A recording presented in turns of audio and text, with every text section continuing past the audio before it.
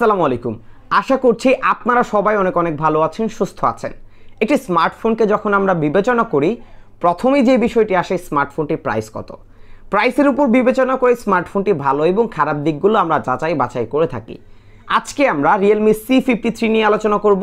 এই স্মার্টফোনটিকে বলা হয় গরিবের আইফোন। সো এই গরিবের আইফোন 17,999 টাকায় কী কী ভালো দিক কী কী খারাপ দিক আমাদেরকে প্রোভাইড করছে, আজকের পুরো ভিডিওতে সেটাই আপনাদেরকে জানাবো। স্মার্টফোনটির ভালো দিকের পাশাপাশি খারাপ দিকটা তুলনামূলক আমার কাছে বেশি মনে হয়েছে। সো আশা করছি মনোযোগ সহকারে পুরো ভিডিওটি দেখার চেষ্টা করবেন, হয়তো আজকের ভিডিওটি আপনার জন্য অনেক বেশি হেল্পফুল হবে। সো কথা আর বাড়াতে চাচ্ছি না, আপনারা দেখছেন আপনাদের প্রিয় চ্যানেল চেকেটেক বিডি ইউটিউব চ্যানেল। আজকের এই স্মার্টফোনটি আমাদেরকে পাঠিয়েছে মদিনা টেলিকম। বরাবরই এই স্মার্টফোনটি সহ চাইলে সকল ব্র্যান্ডের অফিসিয়ালি স্মার্টফোনগুলো তাদের কাছ থেকে পারচেস করতে পারবেন। এই ভিডিওর ডেসক্রিপশন বক্সে তাদের সম্পর্কে সকল তথ্য দেওয়া থাকবে, অবশ্যই চেক করে দেখে নেবেন। ভিডিও শুরুতেই আলোচনা করতে চাই এই স্মার্টফোনটার ডিজাইন এবং বিল্ড কোয়ালিটি নিয়ে। এই স্মার্টফোনটি প্লাস্টিক বিল্ড বা পলিকার্বনেট ফাইবারের তৈরি স্মার্টফোন। এই স্মার্টফোনটি আপনারা দুটি কালার ভেরিয়েন্টে দেখতে পাবেন, যার একটি হচ্ছে আমাদের হাতে থাকা এই ব্ল্যাক কালারটি। এটা ব্যাক প্যানেলে ম্যাট ডিজাইন ইউজ করা হয়েছে, যার ফলে স্মার্টফোনটিতে কোনো প্রকার ফিঙ্গারপ্রিন্টের ছাপ পড়বে না। তবে ফিঙ্গারপ্রিন্টের ছাপ না পড়লেও এখানে স্ক্র্যাচ পড়ে যাওয়ার সম্ভাবনা রয়েছে। সো এটার বক্সে যে ব্যাক কভারটি আপনারা পাবেন সেটা ইউজ করার চেষ্টা করবেন। এখানে রয়েছে সাইড মাউন্টেন ফিঙ্গারপ্রিন্ট সেন্সর, যা মোটামুটি ফাস্ট এবং অ্যাকুরেট পেয়েছি। ডেডিকেটেড সিম ট্রে পয়েন্টের পাশাপাশি স্মার্টফোনটিতে সব ধরনের পোর্টস অ্যান্ড বাটনগুলো অ্যাভেলেবেল রয়েছে। তবে এখানে আমরা পাচ্ছি সিঙ্গেল বটম ফায়ারিং স্পিকার। এটা লাউডনেস আমার কাছে তুলনামূলক কিছুটা কমই মনে হচ্ছে, আরেকটু বেটার হতে পারত। বাট 18,000 টাকা বাজেট সেগমেন্টে যদি একটি স্মার্টফোনকে বিবেচনা করতে হয়, সেখানে ডুয়েল স্টিরিও স্পিকার কিন্তু খুবই প্রয়োজন। অলরেডি কিন্তু আমরা বেশ কিছু স্মার্টফোন ব্র্যান্ডে দেখতে পাচ্ছি।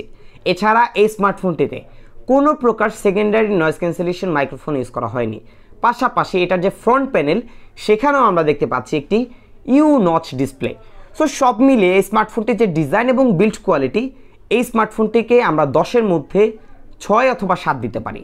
এই স্মার্টফোনটির একটি ভালো দিক হচ্ছে স্মার্টফোনটি কিন্তু প্রচুর স্লিম। এটার থিকনেস হচ্ছে 7.49 মিলিমিটার এবং এটার ওয়েট হচ্ছে 182 গ্রাম। সো এই স্মার্টফোনটি কিন্তু আপনি খুব ইজিলি ওয়ান হ্যান্ডে ইউজ করতে পারবেন এবং এটার সাইজটাও খুবই কম্প্যাক্ট। তবে যাদের হাত কিছুটা ছোট তাদের হয়তো কিছুটা প্যারা লাগতে পারে। সো আপনি স্মার্টফোনটি 2 হাতে ইউজ করার চেষ্টা করবেন। সো সব মিলিয়ে স্মার্টফোনটির ডিজাইন বা বিল্ড কোয়ালিটিতে আপনি স্মার্টফোনটিকে কত মার্ক দিতে চান অবশ্যই কমেন্ট করে জানাবেন। ডিসপ্লের ক্ষেত্রে এই স্মার্টফোনটিতে ব্যবহার করা হয়েছে IPS HD+ রেজুলেশনের একটি ডিসপ্লে এবং এখানে আমরা 90 হার্টজ পর্যন্ত রিফ্রেশ রেট পেয়ে যাব। স্মার্টফোনটির যে ভিজিবিলিটি, ইনডোরে স্মার্টফোনটি ইজিলি ইউজ করতে পারবেন, তবে ডিরেক্ট সানলাইট বা আউটডোরে এটা ভিজিবিলিটি নিয়ে বেশ কিছুটা প্যারা খাবেন। তাছাড়া এই বাজেট সেগমেন্টের মধ্যে ইউ শেপের একটি ডিসপ্লে সত্যি মানা যায় না। এই বাজেটে কিন্তু অন্যান্য ব্র্যান্ড, ইনফ্যাক্ট 15 থেকে 16,000 টাকার মধ্যে কিন্তু অন্যান্য brand already middle পাঞ্চল display offer করছে উইথ ফুল HD+ রেজুলেশন। সেখানে এই স্মার্টফোনটি কিন্তু বেশ পিছিয়ে থাকবে। IPS HD+ ডিসপ্লে হিসেবে এটার যে কন্টেন্ট ওয়াচিং এক্সপিরিয়েন্স, সেটাকে অ্যাভারেজের কাতারে রাখা যায়। শার্পনেসে কিছুটা ঘাটতি স্মার্টফোনটিতে লক্ষণীয় ছিল। এছাড়া এটার যে চিন এবং ব্যাজেল এরিয়া আরেকটু ন্যারো করা যেত, আরেকটু ন্যারো করলে হয়তো দেখতে আরও বেশি প্রিমিয়াম লাগতো। সো সব মিলিয়ে এই স্মার্টফোনটির যে ডিসপ্লে টাইপ, এই স্মার্টফোনটির যে ভিজিবিলিটি, এই স্মার্টফোনটির যে রেজুলেশন, এই সকল দিক থেকে কিন্তু স্মার্টফোনটি পিছিয়ে থাকবে। মূলত এটার মধ্যে যে ডিসপ্লেটা ব্যবহার করা হয়েছে, সাধারণত আমরা 12 থেকে 13,000 টাকার মধ্যেই এই ধরনের ডিসপ্লে দেখতে পাই। সো 18,000 টাকায় আসলে এটা মানা যায় না। এই স্মার্টফোনটিতে আপনারা পাবেন 5000 mAh এর ব্যাটারি এবং এটার বক্সে পাবেন 33 ওয়াটের সুপার ভোগ চার্জার। 18,000 টাকায় 33 ওয়াটের সুপার ভোগ চার্জার বিষয়টা সত্যি দুর্দান্ত, খুবই ভালো লেগেছে। এবং এটা যে চার্জ ব্যাকআপ, সেটাকে আমি অ্যাভারেজ বলবো। যদি নর্মালি 60 হার্জ স্মার্টফোনটিকে ইউজ করেন, সেক্ষেত্রে একদিনের কিছুটা বেশি চার্জ ব্যাকআপ পাবেন। তবে 90 হার্জ ইউজ করলে একদিনের কাছাকাছি চার্জ ব্যাকআপ দিতে পারে।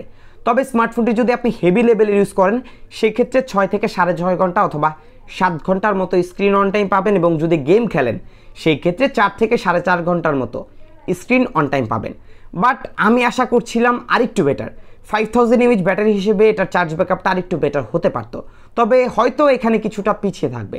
সো এখানে 10-এর মধ্যে আমি এটাকে 8 মার্ক দিচ্ছি। পারফরমেন্সের ক্ষেত্রে এই স্মার্টফোনটিতে ইউজ করা হয়েছে 6GB LPDDR4X এর র্যাম এবং আরও 6GB ভার্চুয়াল র্যাম রয়েছে।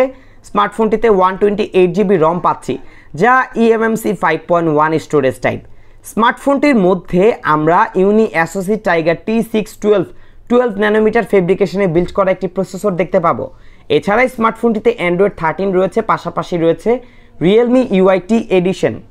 18,000 টাকা বাজেট সেগমেন্টের মধ্যে এই স্মার্টফোনটির মধ্যে যে র্যাম আমরা পেয়েছি সেটা আমার কাছে ঠিকঠাক লেগেছে, বাট এটার যে রম eMMC 5.1 স্টোরেজ টাইপ সত্যি এটা মানানসই নয়।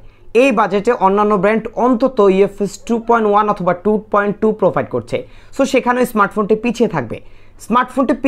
স্মার্টফোনটির প্রসেসরের ক্ষেত্রেও এখানে যে প্রসেসর পাচ্ছি সেটা মূলত 12 থেকে 13,000 টাকার মধ্যেই আমরা দেখতে পাই। 18,000 টাকায় সত্যি এটা মানা যায় না। সো বুঝতেই পারছেন কতটা বেটার ভ্যালু ফর মানি। স্মার্টফোনটির মধ্যে অ্যান্ড্রয়েড 13 পাবেন, পাশাপাশি পাবেন রিয়েলমি ইউআইটি এডিশন। এটার ইউআই এক্সপিরিয়েন্স আমার কাছে ঠিকঠাক বলে মনে হয়েছে। এক্সট্রা করে তেমন কোনো ব্লোটার স্মার্টফোনটির মধ্যে দেখতে পাইনি।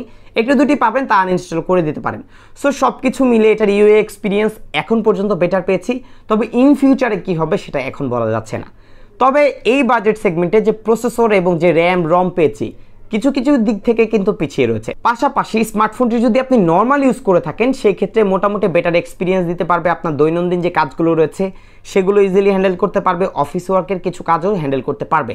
মাঝে মাঝে শখের বসে 2D 3D গেমগুলোও খেলতে পারবেন, পাবজি লাইট, ফ্রি ফায়ার খেলতে পারবেন। তবে হাই গ্রাফিক্সে মাঝে মাঝে কিছুটা ল্যাগ দেখতে পাবেন, যা স্মার্টফোনটির মধ্যে আমরা দেখতে পেয়েছি। সো সব মিলিয়ে ঝিলিয়ে 18,000 টাকা বাজেট সেগমেন্টে স্মার্টফোনটির পারফরমেন্সেও কিছুটা পিছিয়ে রয়েছে। এবার কথা বলবো এই স্মার্টফোনটির ক্যামেরা নিয়ে। ক্যামেরার ক্ষেত্রে স্মার্টফোনটির রিয়ার প্যানেলে ডুয়াল লেন্সের ক্যামেরা দেওয়া হয়েছে, যার মেইন ক্যামেরা পেয়েছি 50 মেগাপিক্সেল, যার অ্যাপারচার f1.8। স্মার্টফোনটির ফ্রন্ট সেলফি ক্যামেরা পেয়েছি 8 মেগাপিক্সেল। স্মার্টফোনটির ভিডিওর ক্ষেত্রে আপনি সর্বোচ্চ 1080 30 fps ভিডিও রেকর্ড করতে পারবেন। 50 মেগাপিক্সেল ক্যামেরা হিসেবে এটার রেজাল্ট আমি অ্যাভারেজের কাতারে রাখছি। 50 মেগাপিক্সেল হিসেবে ডিটেল কোয়ালিটি মোটামুটি ভালোই ছিল। পাশাপাশি এটার যে কালার টোন, হ্যাঁ রিয়েলমির কালার টোনের মতোই বেশ পাঞ্চি, বেশ ওভার স্যাচুরেটেড। এছাড়া ডাইনামিক রেঞ্জ, কন্ট্রাস্ট রেশিও বেশ ভালোই ব্যালেন্স করতে পেরেছে এবং এটার কালার বুস্টিং টাইপটা অনেকের কাছে ভালো লাগে, আবার অনেকের কাছে ভালো লাগে না। যারা ন্যাচারাল পিকচার পছন্দ করেন তাদের কাছে বিষয়টা ভালো নাও লাগতে পারে। এছাড়া এটার যে এজ ডিটেকশন সেটাও মোটামুটি ঠিকঠাক বলেই মনে হয়েছে। ফ্রন্ট ক্যামেরার ক্ষেত্রে ডেলাইট কন্ডিশনে বেশ ইউজেবল ছবি দিতে পারে, তবে আউটডোর বা লো লাইটে বেশ নয়েজ দেখতে পাবেন, গেন দেখতে পাবেন, আর একটু বেটার হতে পারতো।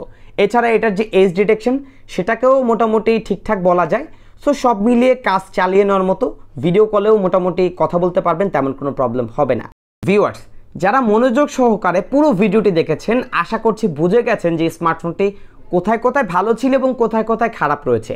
সো সব মিলে এই স্মার্টফোনটি যে বেটার ভ্যালু ফর মানি সেটা কিন্তু আমি বলতে পারছি না। এই স্মার্টফোনটি 18,000 টাকায় অনেক কিছু অ্যাড করা দরকার ছিল, যা এই স্মার্টফোনটিতে আমরা পাচ্ছি না। সো সব মিলিয়ে স্মার্টফোনটি প্রাইস যদি 15,000 টাকার মধ্যে হতো তাহলে বলা যেত এটা একটা মোটামুটি value for money smartphone Realme brand হিসেবে। সো এটা প্রাইস আশা করছি কমে যাবে এবং কমে গেলে হয়তো একটা ভালো ডিল হতে পারে। সো ভিউয়ার্স, এই ছিল আজকের ভিডিও। যদি ভিডিওটির মাধ্যমে আপনি উপকৃত হয়ে থাকেন ভিডিওতে লাইক করবেন, কমেন্ট করবেন, শেয়ার করতে ভুলবেন না। বিদায় নিচ্ছি আমি জাকারিয়া হাসান পার্থ। আসসালামু আলাইকুম।